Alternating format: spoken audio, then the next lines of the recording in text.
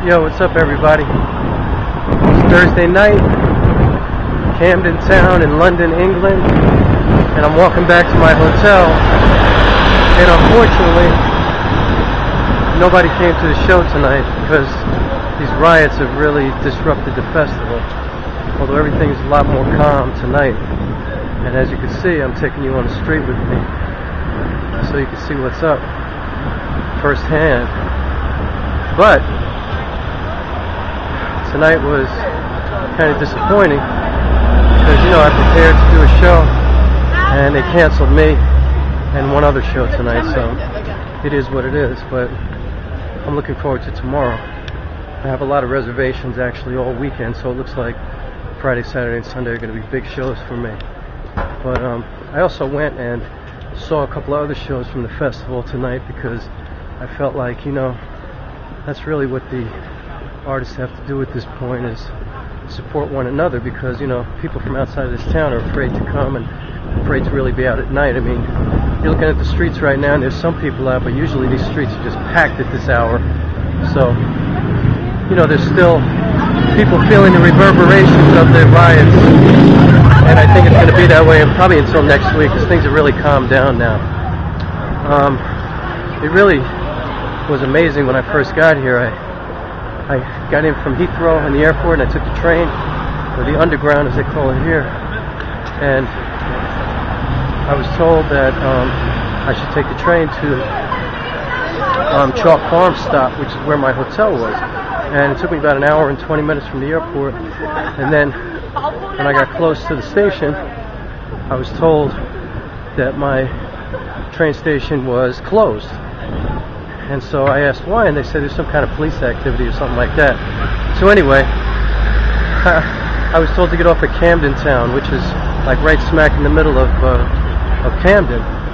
And when I got out of the train, it was like surreal. It was like I was in some kind of weird movie. I mean, there were like cops everywhere, you know, with riot gear and these fiberglass barriers in front of them, and they weren't letting anybody walk, and there were kids running around with masks on and yelling and screaming, and I saw windows being broken, and it was just insane.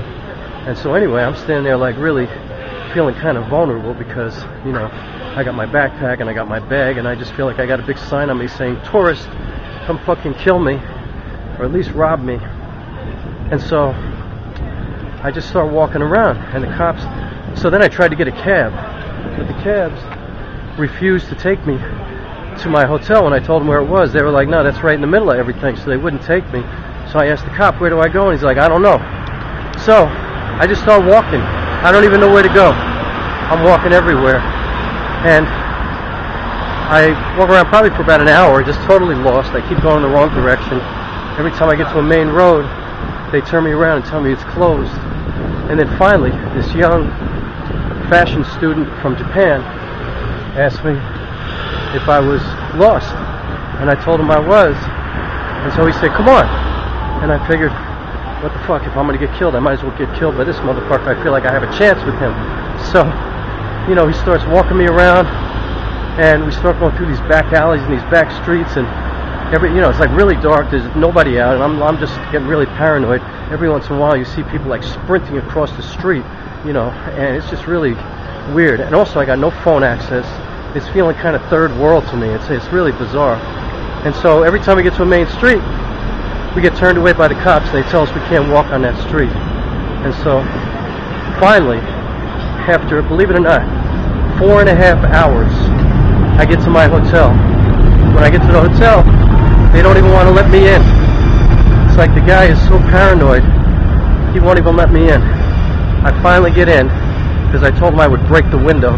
He lets me in, and it's the end of my journey. I'm finally at the hotel, and it is just complete, total insanity. So I wake up the next day, and amazingly, the people of Camden are so resilient.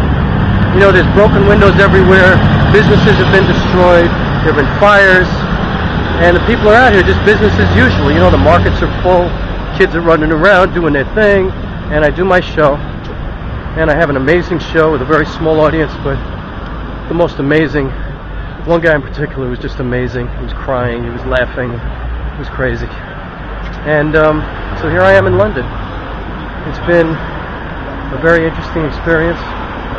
Hasn't been easy, but I feel like I'm happy to be here right now, even though it's kind of screwed up the festival. I just feel like, I still got 3 performances left. Hopefully get some people to come in for those performances, and that'll take care of itself. But more importantly, I feel like I've been here during a time that's like, something really real is going on and happening, and I just feel like it, for some reason it was like important for me to feel that, you know what I mean? So I'm glad I'm here at this time. So anyway, that's the deal. I'm safe, I'm good, everything's cool. Broke Wide Open is progressing. It's just another part of my journey. Everything happens for a reason. As my mother used to say, everything always works out for the best. I hope everybody is well. I just want to check in. I'll check in more with some show information after this weekend. I reached out to a group home and to some foster kids, and the show's going to be packed tomorrow night with kids in the foster care system and, people with who've been challenged with serious obstacles in their lives. I'm really looking forward to that tomorrow, and so I'll check in. Alright? Hope everybody's good. I'm cool. I'm hanging in there. Rock WILK from London. I'll speak to you soon.